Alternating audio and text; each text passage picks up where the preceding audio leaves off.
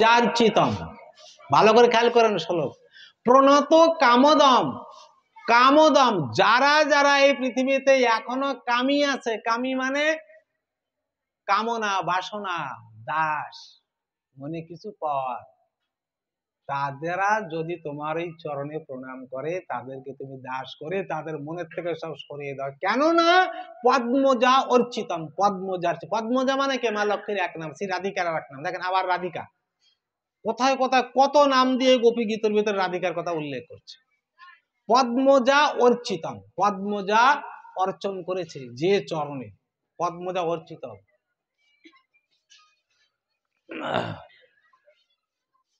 ধরণী মণ্ডনম, এই পৃথিবীর সৌন্দর্য তোমার এই চরণ যখন পৃথিবীতে পড়ে, ছোট ছোট পায়ের যে ছবি থাকে অঙ্কন হয়ে যায়, এই পৃথিবীর সৌন্দর্য বৃদ্ধি হয়ে যায়। তখন আমার এই পৃথিবী মাতা অপেক্ষা করে থাকে কখন তুমি এই পা দিয়ে চলে চলে যাবে।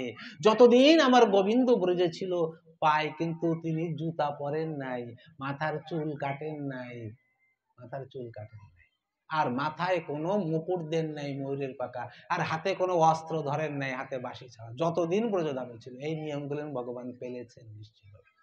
তাই ধরণী মণ্ডনম ধ্যেয়ম আপদি, ভালো করে খেয়াল করবেন শব্দের মানে আপদ বিপদ বলে। আপদ বিপদ মানে যখন বিপদ আসে, তো যদি কোনো মানুষের বিপদ আসে, ধ্যেয় ওই চরণের কথা যদি স্মরণ করে, তার বিপদ কেটে যায়, তার বিপদ কেটে যায়। এমনি দেখবেন, আমি একটা ক্যাসেটে একটা চ্যানেল খুলেছি, ওই চ্যানেলে শ্লোক একটা বলেছি, ওই শ্লোকেও একটু বলে দিচ্ছি, কেন অনেকে হয়তো এই ইউটিউবের চ্যানেল সাবস্ক্রাইব করেন না। আমি যেখানে যেখানে যত আলোচনা করি এবং ছোট ছোট জ্ঞানের কথা সব সেখানে সেখানে কি বলেছি, যদি ঘর থেকে কোনো মানুষ কোনো কাজে যায়, যাত্রা করে যায়, পথে তার অ্যাক্সিডেন্ট হবে না, ওই কাজে সফল হবে, চাকরি ইন্টারভিউ কিংবা কোনো বিদেশ যাত্রা তার সফল হবে, নিশ্চয়ই সফল হবে। কি এই যে ধ্যেয় মাপদি, এই কথা কি কথা? কৃষ্ণায় কৃষ্ণায় বাসুদেবায় হরয়ে পরমাত্মনে প্রণত ক্লেশনাশায় গোবিন্দায় নমো নমো। ঠিক ঘরের যে মুখ্য দরজা চৌকাঠ, সেখানে ভিতরে দাঁড়িয়ে 11 বার বলবেন। বলার পরে যে নাকে বেশি শ্বাস চলে ওই পা আগে বাড়াবেন, ডান দিকে দেখবেন, আগে বাড়িয়ে দেবেন, বাম দিকে কখনো দেখবেন না। আর যদি ডান দিকে তুলসী গাছ থাকে তো ভাগ্য আপনার আরো বেশি ভালো, আর যদি একটা গাভী বছড়া সহিত থাকে তো আরো ভালো, পুরো 100% সফল। সেই জন্য এই গোপী গীতার এই শ্লোকে বলছে ধরণী মণ্ডনম ধ্যেয় মাপদি চরণ পঙ্কজম, তোমার এই পদ চরণ পঙ্কজন, পদ্ম ফুলের মতো কোমল চরণ, শান্তমাঞ্চতে, অর্থাৎ যাবতীয় দুঃখ কষ্ট হরণ করে নিয়ে যায়। রমণ ন স্তনে সর্পয়া ধ্যান, আমরা চাই তুমি আমাদের বক্ষে এসে আমাদের সঙ্গে আলিঙ্গন করো, আমাদের ভিতরে যে পাওয়ার, যে আসক্তি সৃষ্টি হয়েছে তোমাকে পাওয়ার, সেখান থেকে আমাদেরকে দূর করে দাও। সুরত বর্ধনম শোক নাশনম, তোমার যে মুখ কমল আমরা যত দেখব, আমাদের তাবতীয় তত শোক, সব শোক নাশ হয়ে যাবে। সুরত বর্ধনম শোক নাশনম। সরিত বেগুনা সুষ্ঠু চুম্বিতম, কিন্তু ওই বাঁশির কত ভাগ্য, বাঁশি সদা সর্বদা তোমার ঠোঁটে চুম্বন খায়। কি ভাগ্য বলুন তো বাঁশির। তুমি ওই ঠোঁট দিয়ে আমাদেরকে চুম্বন দিতে পারো নাকি?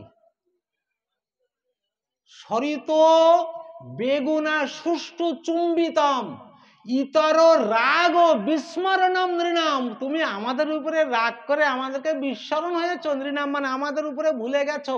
সরিত ইতর বিতর বীর নস্তে অধর্ম, হে বীর শিরোমণি, বিতর বীর নতে নস্তে অধর অমৃতম, তোমার এই ঠোঁটের অমৃত দিয়ে আমাদেরকে তুমি আবার জীবিত করে উঠাও।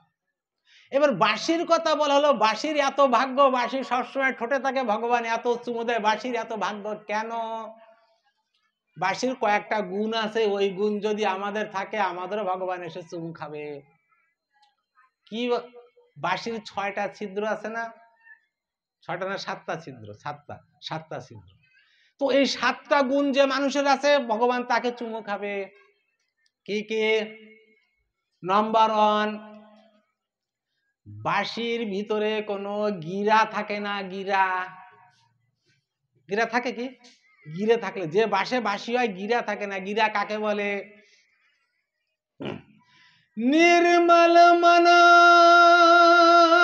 जन सो मोहे पावा, मोहे छाल कपट छिद्र नहीं भावा। छाल कपट छिद्र मोहे नहीं भावा, ও আমারে পাবে না যার ভিতরে গিরা আছে। আরে বাঁশির ভিতরে গিরা নাই, ছল কপট যার আছে তার গিরা আছে, ও আমারে পাবে না। নাম্বার 1। এবার নাম্বার 2, যদি বাঁশির ভিতরে গিরা থেকে থাকে তাহলে ওই গিরা ছাড়াতে গেলে একজন কারিগর দরকার। বাঁশি তৈরি করতে গেলে কারিগর ছাড়া সবাই করতে পারবে। আপনি বাঁশ কেটে নিয়ে আসবেন, যদি গিরা থাকে লোহা গরম করে ওর ভিতরে ছিদ্র করবেন না। তা কারিগর কে? আমার এই দেহে লোহা গরম করে ছিদ্র করেছিল কে? গুরুদেব। এসে কারিগর, অর্থাৎ যে গুরু দীক্ষা এনেছে সেও ভগবানকে পাবে না। উপযুক্ত গুরু দরকার তার। 2 নম্বর গুণ তার থাকা। নাম্বার 3, বাঁশি কখনো নিজে বাজে না। ভালো করে বুঝেন, বাঁশি কখনো নিজে নিজে বাজে না। নিজে বাজে তো যারা নিজে নিজে আমি এই করি, আমি হাতি মারি, ঘোড়া মারি, সে বাঁশি না। বাঁশি গুণ না। চুপ থাকো, চুপ থাকো। हर जगह जाना नहीं चाहिए, हर बात सबको कहना नहीं चाहिए, लोग मुट्ठी में नमक लिए घूमते हैं, हर घाव सबको दिखाना नहीं चाहिए। সবাই তো বুঝবে না এই শায়রির মানে, একটু বাংলায় বুঝলে মজা লাগবে। हर बात सबको कहना नहीं चाहिए, সব কথা সবাইকে বলতে নাই। এই যে আমি এই যে গোপীগীত আজকে এখানে আলোচনা করছি কেন? জানি মানুষ 30 দিন পালন করছে, একটু শান্ত হয়ে শুনবে না। অন্য জায়গায় সবাই আলোচনা করলে গোপীগীত এইখানে আলোচনা করা চলবে না, চলবে না। মোটেই আলোচনা করি না আমি কোনো জায়গায়, খুব কম আলোচনা করছি। এই জন্য আবার আরো একটু ডিস্টার্ব হয়েছে, একটু মাঝে বেঁধে বেঁধে গেছে। মন খুব এক করতে হয়, নাহলে আমি বসেছি কেন, ভুল হলে আমারও পাপ হয়, আমারও শাস্তি পাওয়া লাগে।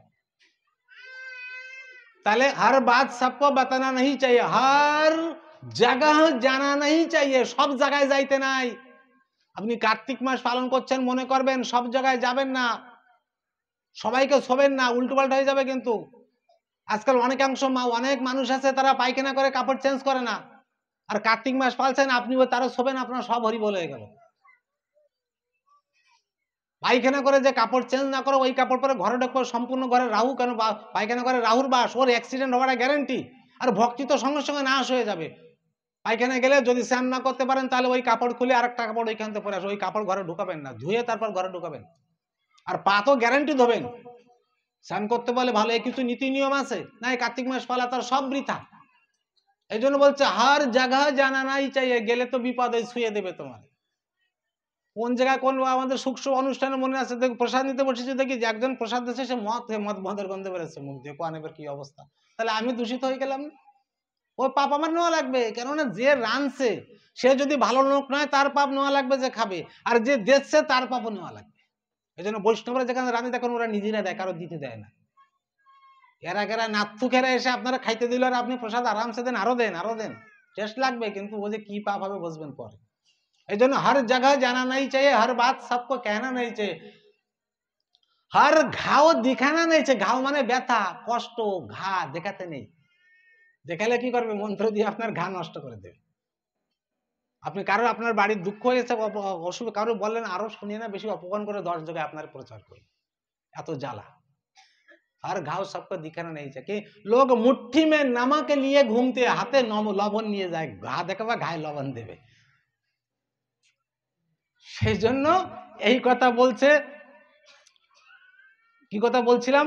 যে গোবিন্দ একবার তোমার যে পান করেছে তোমার অধরামৃত, সে নিশ্চয়ই সেই আবার পাওয়ার জন্য সে চেষ্টা করবে। সেই জন্য তুমি আমাদেরকে দর্শন দাও, আমাদেরকে দেখা দাও, আমার স্মরণ দাও, আমাদের স্পর্শ করে আমাদের সব পাপ নষ্ট করে দাও।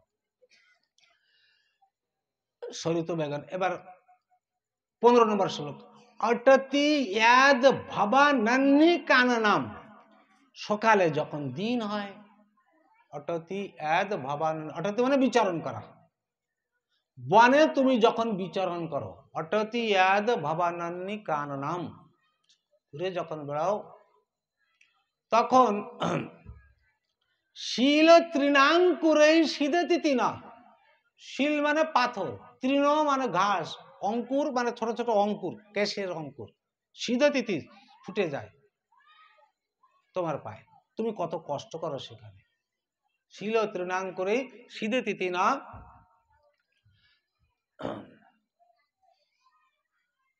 ত্যাজ মনাচ্চা, ত্যাজ মানে ছেড়ে দিয়ে,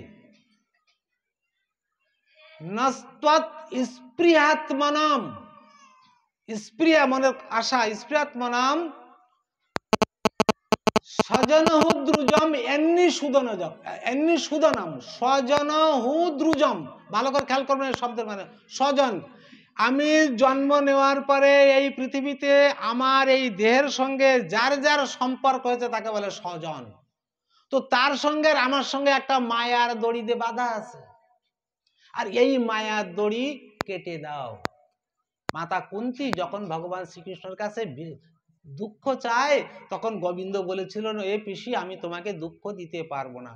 দুঃখ দেবে না, তাহলে একটা জিনিস দিতে পারবে, কি বলো পিসি? স্নেহ পাশম মিমাম ছিন্দি, আমার এই স্বজন ও দ্রুজাম, এই যে কথা বললে গোপী গীতে, আমার এই মায়ার পাশ বন্ধন তুমি কেটে দাও। গোবিন্দ বলেছিল, পিসি আমি অনেক আগে কেটে রেখে দিয়েছি, তুমি চিন্তা করো না, তোমার সময় মতো তুমি আমার ধামে পৌঁছাবে। আর এই শ্লোকে 15 নম্বর শ্লোকে বলছে, স্বজনহুদ্রুজাম এন্নি সুদানাম, হে মধুসূদন তুমি আমার এই আমাদের এই বন্ধনটি কেটে দাও, অন্যথা তোমার ধামে আমরা কোনোদিন পৌঁছতে পারবো না। পতি সুতান ওয় ভ্রাতৃ বান্ধিবান তি বিলঙ্গতে অন্তচ্যুতাগতা, তোমার কাছে এই রাত্রে তোমার কাছে আমরা কি করে এসেছি জানো?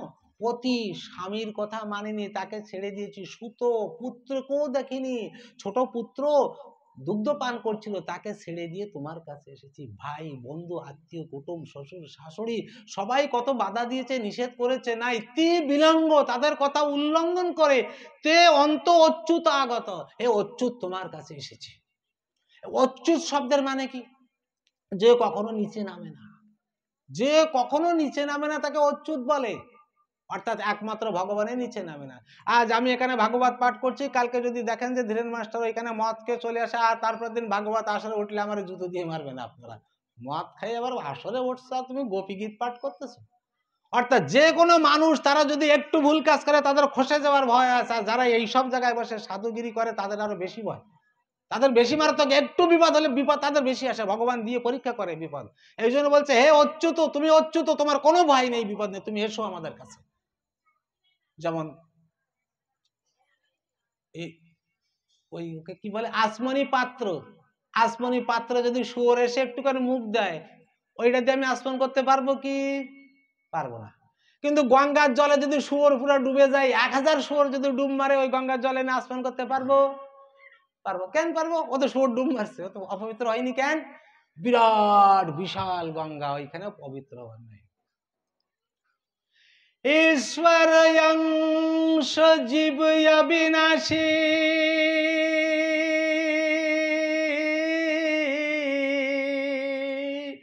ঈশ্বরের অংশ আমরা, জীব অবিনাশী, আমরা ঈশ্বর না, তার অংশ। পুরা গঙ্গা জল তার একটা অংশ, এর পড়ে যাওয়ার চান্স আছে, আমাদের ডুবে যাওয়ার চান্স আছে, এই জন্য আমাদের ভয় আছে। তোমার কোনো ভয় নেই, তুমি এসো, তুমি আমাদের কাছে আসো। তাই পতি সুতন ওয় ভ্রাতৃ বান্ধবান তে বিলঙ্গ তে অন্তচ্যুত গতা গতিবিদ অস্তব, এই যারা যারা বুদ্ধিমান জ্ঞানী তারা এই জানে, বিদ্বান ব্যক্তি তারা জানে, গতিবিদস্তব মোহিতা, তারা সবাই তোমার কথা জেনে তারা অন্য জায়গায় মন না দিয়ে তোমার কাছেই তারা মন দেয়, তোমার কাছেই মন দিয়ে তারা তোমার শরণাগত হয়ে যায়। তাই জড় উদীক্ষতম পক্ষম কৃদৃশাম, আমাদের ভিতরে যে আসক্তির সৃষ্টি হয়েছে, সেই আসক্তি দূর করো, আমাদের দৃশ্যম দেখা দাও, আমাদেরকে দেখা দাও। বারবার ওই এক কথা বলছে যে একটু দেখা দাও। কখনো দীক্ষতাম বলে, কখনো পশ্যতাম বলে, কখনো দেখা দাও দৃশ্যম বলে, বারবার বারবার এক কথা বলছে। রহস্যের সংবিদ, যখন একান্তে তোমার সঙ্গে আমাদের সঙ্গে দেখা হয়েছিল, রহস্য হৃচ্ছয়দম, আমাদের হৃদয়ে প্রেমের জোয়ার এসেছিল। ভালো করে কথা খেয়াল করবেন এই শ্লোকের মানে। যখন মানুষ ঠাকুর ঘরে বসে গোবিন্দের চরণে কিংবা রাধারানীর দিকে কিংবা একান্তে কোনো জায়গায় মালা জপ করতে করতে একান্তে রহস্যি সংবিদাম, একা থাকতে হবে, হৃচ্ছয়দম, হৃদয়ে তার কথা মনে পড়ে, আর এই মনে প্রেমের জোয়ার আসে, ভাববেন ভগবান আপনার প্রতি হয়েছে, প্রকট হয়েছে। রহস্যি সংবিদাম হৃচ্ছয়দম, জোয়ার এসেছে হৃদয়ে, প্রেমের জোয়ার যখন এসেছিল জোয়ার, তখন আমাদের এখন সেই কথা মনে পড়ছে, যখন একান্তে আমাদের ভিতরে প্রেমের জোয়ার এনেছিলে, হাস্য কৌতুক করে কখনো আমাদের নানান রকম আমাদেরকে ছলনা করতে, আর তোমার সঙ্গে আমরা খেলে মেতে থাকতাম, সেই কথা মনে পড়ছে। বৃহদূরশ্রীয় বিচ্ছধামতে, তোমার এই বক্ষে শ্রীয়, এই দেখেন আবার মাতা লক্ষ্মীর কথা, রাধারানীর কথা আবার এই শ্লোকে বলছে, এখানে তার বাস, সেই বক্ষ দিয়ে, সেই বক্ষে আমাদের একটু স্থান দাও গোবিন্দ, তোমার এই বক্ষে। দেখেন প্রেমের প্রথম পর্যায় হচ্ছে চরণ, চরণ পেতে পেতে পেতে পেতে পেতে পেতে যখন আস্তে আস্তে আস্তে আস্তে প্রেম আরো প্রকট হয়, তখন কান্তা ভাব আসে, তখন আলিঙ্গন করতে চায়, এই জন্য এবার বুকে যেতে চাচ্ছে গোবিন্দ, চরণ ছেড়ে কোথায় উঠে গেছে, বুকে উঠে গেছে। শ্রবণম কীর্তনম, শ্রবণ কান, কীর্তনম বিষ্ণু শরণম, এই জায়গায় এখান থেকে এবার নামছে, পদসেবনম পা, চারটা হয়ে গেল, বন্দনম বন্দনা করা, অর্চনম অর্চনা করা, দাস্যম দাস, সক্ষম বন্ধু, আত্মনিবেদনম শেষ পর্যায়ে আত্মনিবেদন, এই নববিধা ভক্তির গুণ। তো এই গোপী এই শ্লোকের ভিতরে নববিধা ভক্তির গুণও আবার একসঙ্গে প্রকাশ করে দিচ্ছে। সেই জন্য বৃহৎ আরস্য বিচ্ছধামতে, তোমার এই বুকে আমাদের একটু স্থান দাও, আর আমরা কিছু চাই না, বিচ্ছধামতে তোমার বুকে একটু স্থান দাও। ব্রজ বনৌক শাম ব্যক্তি রঙ্গতে, বৃজিনান্ত্রয়ালম বিশ্বমঙ্গলম, ত্যাজ মনাকচা, সব ছেড়ে দিয়ে এই সম্পূর্ণ বিশ্বের মঙ্গলের জন্য এই ব্রজধামে তুমি এসেছিলে, ব্রজবাসীদের আমাদের তুমি কৃপা করো, আমাদের একটু কৃপা। এবার 19 নম্বর শ্লোক, একদম শেষ শ্লোক, ইয়াতে সুজাত চরণম বুরুহম স্তনেষু, ভিতা শনেই, শনে মানে ধীরে ধীরে, প্রিয়া দধিমহি কর্পশেষু। দেখেন গোপীদের শেষ ভাব কি, গোপীগণ বলছে তোমার যে ওই চরণ, ওই কোমল চরণ তুমি আমাদের এই বক্ষে রাখবে, কিন্তু আমাদের মনে বড় ভয় হচ্ছে, আমার দেহ যে বজ্র সম কঠোর পাথর, এই বজ্র সম বক্ষে তোমার এই কোমল চরণ রাখলে যদি এই চরণে আঘাত লাগে, এতে সুজাত চরণ অম্বুরম স্তনেষু, দধিমহি কর্কশেষু, কর্কশ দধিমহি কর্কশেষু, তেনাট বিমটসি তদ ব্যথতে না কিঞ্চিৎ, তোমার পায়ে আঘাত লাগবে নাকি? আমার এই বক্ষে যদি তুমি তোমার চরণ রাখো, তাহলে তোমার আঘাত লাগবে নাকি, তুমি কষ্টে পড়বে নাকি? তেনাট বিমটসি তদ ব্যথতে না কিঞ্চিৎ, কুরুপাদিভীর ভ্রমতি ভবদায়ু সামনা। আমরা চারিদিকে বিচরণ করে শেষে একটাই মাত্র সুযোগ পেয়েছি, বুদ্ধি এসেছে আমার, যে হে গোবিন্দ, তোমার যাবতীয় দুঃখ কষ্ট সব তুমি আমার বক্ষে রেখে দাও, সব দুঃখ কষ্ট আমি নেই।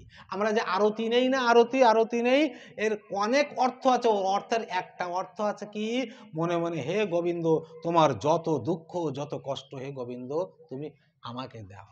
আর যে যত গোবিন্দের কষ্ট চায়, গোবিন্দ তার তত আপন হয়। বলে বৃন্দাবনী বিহারী লাল কি, বাঁকে বিহারী কি, সনাতন ধর্ম কি, গো মাতা কি, জয় জয় রাধে